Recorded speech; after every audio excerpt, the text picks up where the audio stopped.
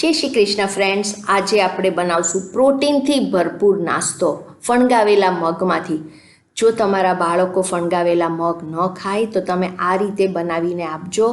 Full of protein છે, health માટે સરસ છે અને ટેસ્ટી પણ છે. સો બનાવવાનું શરૂ કરીએ.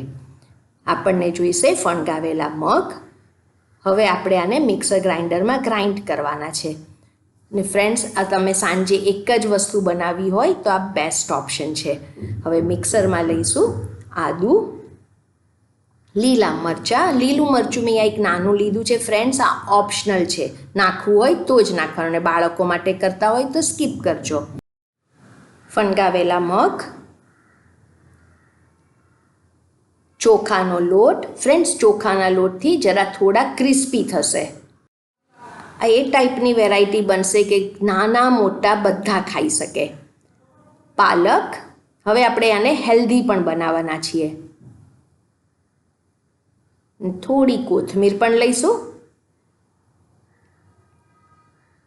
ને હવે આને આપણે એકદમ બરાબર સાઉથ ઇન્ડિયન ડિશનો જો આને ટેસ્ટ આપવો હોય તો એમાં આપણે લઈએ છીએ થોડું ગ્રેટેડ નારિયેળ.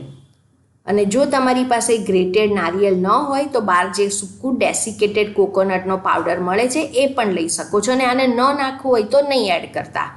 હવે થોડુંક જ પાણી લેવાનું, જે બ્લેન્ડર ચલાવવા માટે જોઈએ એટલું. અને હવે આપણે આનું સેમી થીક ખીરું બનાવશું. આ તમે જુઓ, સ્મૂથ સેમી થીક ખીરું તૈયાર છે.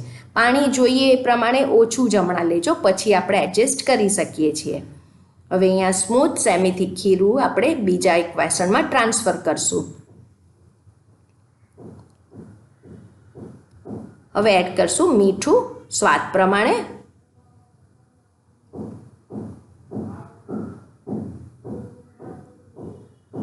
ને મિક્સ કરી લઈએ. હવે તમે આની કન્સિસ્ટન્સી જુઓ ફ્રેન્ડ્સ, આપણે સેમી થીક રાખવાનું છે. અને જો એકદમ ઢીલું થઈ જાય તો તમે એમાં ચોખાનો લોટ એડ કરજો. હવે આપણે આને કવર કરીને 5-10 મિનિટ સેટ કરવા મૂકીએ. ત્યાં સુધીમાં આપણે સ્ટફિંગ બનાવશું, એટલે વધારે હેલ્ધી આ બનશે અને એ પણ ટેસ્ટી સ્ટફિંગ થશે.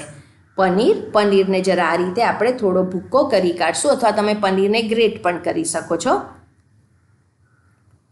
બારીક કાપેલો કાંદો. અને આમાં તમને સ્ટફિંગમાં જે ન ગમતું હોય એ તમે સ્કીપ પણ કરી શકો છો. કેપ્સિકમ બધું બારીક જ કાપવાનું છે. લીલા મરચાં સ્વાદ પ્રમાણે, એ પણ તમને નાખવા હોય તો જ.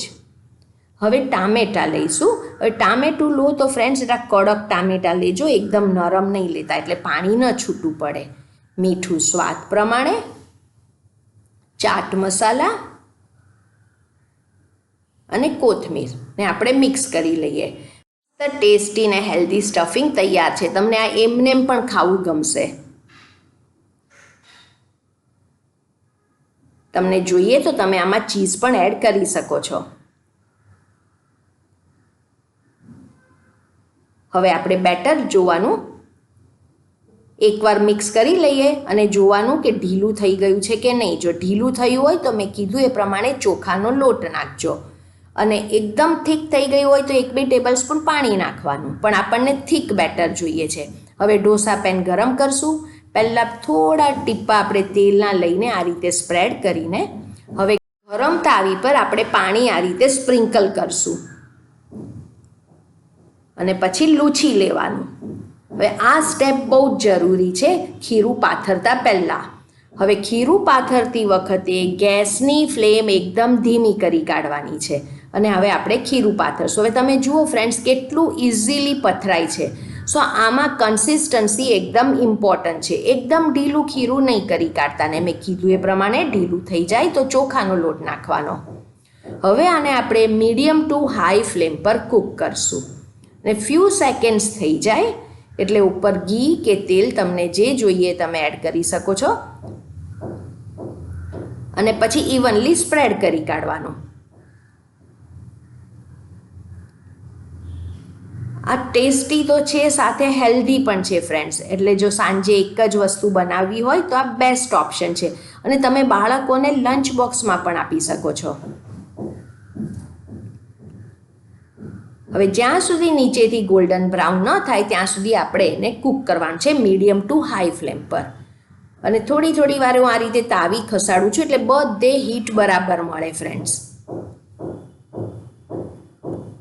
એટલે ઇવનલી કૂક થઈ જાય. અને જેન્ટલી આ રીતે પ્રેસ કરી લઈએ અને નીચેથી લાઇટ બ્રાઉન થાય એટલે સાઈડ ચેન્જ કરીએ છીએ.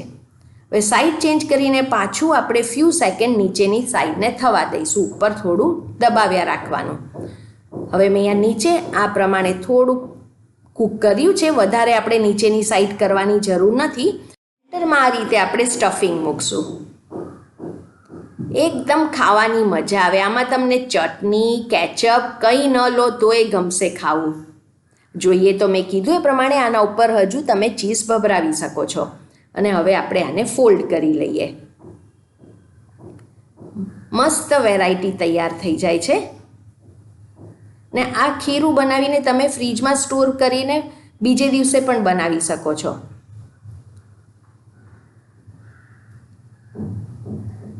સો અહીંયા આપણો એક ચીલો તૈયાર છે. સેમ વે આપણે બીજા ચીલા બનાવી દેવાના. સો હાઈ પ્રોટીનવાળો ચીલો છે ફ્રેન્ડ્સ આ.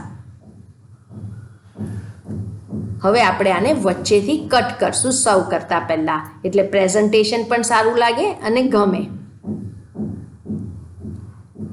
એન્જોય કરો ચટણી સાથે, કેચઅપ સાથે, કે એમ નેમ ખાશો તો પણ ગમશે. તમે આનો લુક જુઓ ફ્રેન્ડ્સ, મસ્ટ ટ્રાય રેસીપી છે અને ઘરમાં બધાને માટે આ હેલ્ધી છે. સો ફ્રેન્ડ્સ તમે પણ બનાવો. રેસીપી ગમી હોય તો નીચે કમેન્ટ સેક્શનમાં કહેજો રેસીપી કેવી લાગી. તમારી કમેન્ટ મારે માટે બહુ જ ઇમ્પોર્ટન્ટ છે. Thank you for watching.